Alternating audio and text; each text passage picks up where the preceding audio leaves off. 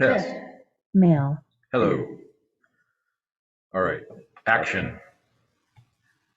There is a fifth dimension beyond that which is known to man. It is a dimension as vast as space and as timeless as infinity. It is the middle ground between light and shadow, between science and superstition.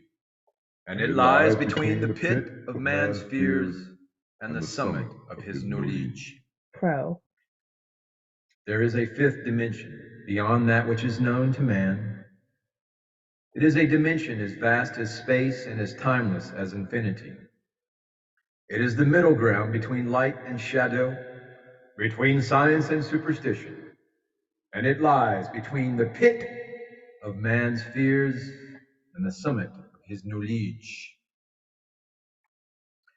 We exist in a matrix, a simulation, a hologram, a virtually programmed reality that we believe is real, simply because our brains, via the five senses, tell us that it is. Consciousness is all and everything in the virtual simulation of our experiences brought into awareness by the brain.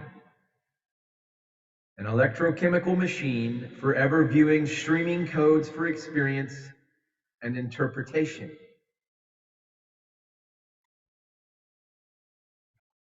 Reality as a simulation or a hologram is no longer a fringe theory. Nobel Prize winners and other influencers, thought leaders believing in it.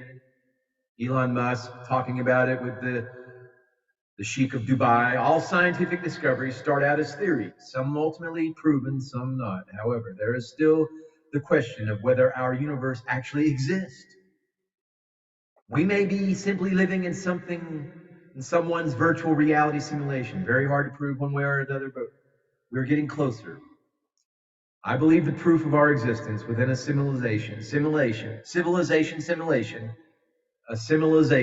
will be presented by artificial intelligence in the near future.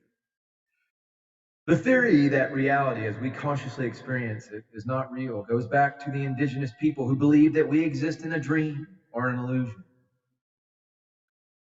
Maya. Certainly, we exist in an illusion of the digital matrix,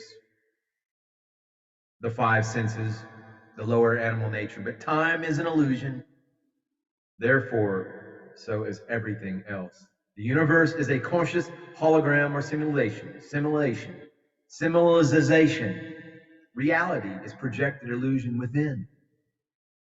It is a virtual experiment created in linear time to study emotions. Our simulation is composed of grids created by a source consciousness, brought into awareness by electromagnetic energy at the physical level. The hologram is created and linked through a web or grid matrices. The hologram had a beginning, therefore it has an end. As consciousness evolves in the alchemy of time, as the grids collapse, everything within the hologram will end as it fades to black.